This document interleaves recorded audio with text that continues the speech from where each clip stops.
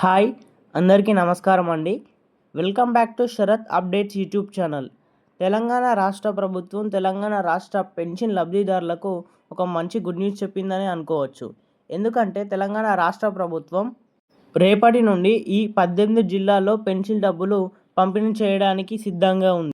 దీని గురించి పూర్తి వివరాలు తెలుసుకోవాలి అంటే వీడియోను ఎక్కడ కూడా స్కిప్ చేయకుండా పూర్తి వరకు చూడండి. అలాగే వీడియోని ఖచ్చితంగా లైక్ చేయండి. లైక్ చేస్తేనే నాకు ఇలాంటి వీడియోలు చేయడానికి, మీకు ఇలాంటి ఇన్ఫర్మేషన్ ఇవ్వడానికి నాకు మోటివేట్గా ఉంటుంది. అలాగే ఛానల్ని సబ్స్క్రైబ్ చేయండి. తెలంగాణలో గత 5 ఏళ్లలో 2,24,000 మంది పెన్షన్దారులు వలసల కారణంగా పెన్షన్ను కోల్పోయారు. వీరి సమస్యను పరిష్కరించడానికి రేవంత్ రెడ్డి ప్రభుత్వం చర్యలను చేపట్టింది. వరుసగా 3 నెలలు పెన్షన్ తీసుకొని వారి పేర్లను తొలగించడం వల్ల నష్టపోయిన వారికి తిరిగి పెన్షన్ పునరుద్ధరించాలని ప్రభుత్వం భావిస్తుంది. దీనికోసం ఆన్లైన్ దరఖాస్తు ప్రక్రియను ప్రారంభించనుంది. త్వరలోనే దీనిపై అధికారిక ప్రకటన వెలువడుతుంది.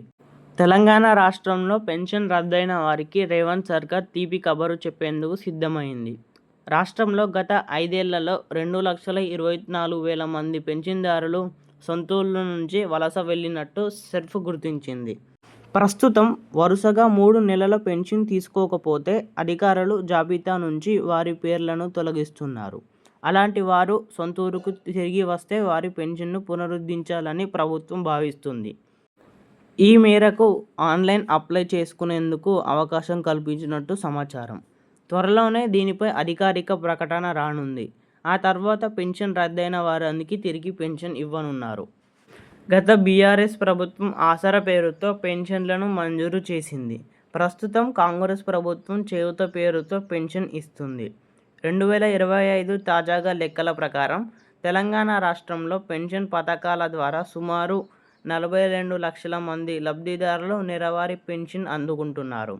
వృద్ధులు, వికలాంగులు, ఒంటరి మహిళలు, ఎయిడ్స్ బాధితులు, చేతి వృత్తుల్లో ఉన్నవారికి నెలవారీ ఆర్థిక సహాయం అందిస్తుంది. వృద్ధులతో పాటు ఇతరులకు నెలకు 2,016, వికలాంగులకు 4,016 చొప్పున పెన్షన్ అందిస్తున్నారు. తాము అధికారంలోకి వస్తే చేయూత పథకం కింద లబ్ధిదారులకు నెలవారీగా 4,000, దివ్యాంగులకు 6,000 వరకు పెన్షన్ అందిస్తామని కాంగ్రెస్ హామీ ఇచ్చింది. ఈ పథకం పెంపు కోసం లబ్ధిదారులు ఆశగా ఎదురు చూస్తున్నారు. తాజాగా వలస వెళ్లిన వారి పెన్షన్ పునరుద్ధరణ, పెన్షన్ పెంపుదల వంటి చర్యలు లబ్ధిదారులకు ఆర్థిక భరోసాను కల్పించనున్నాయి.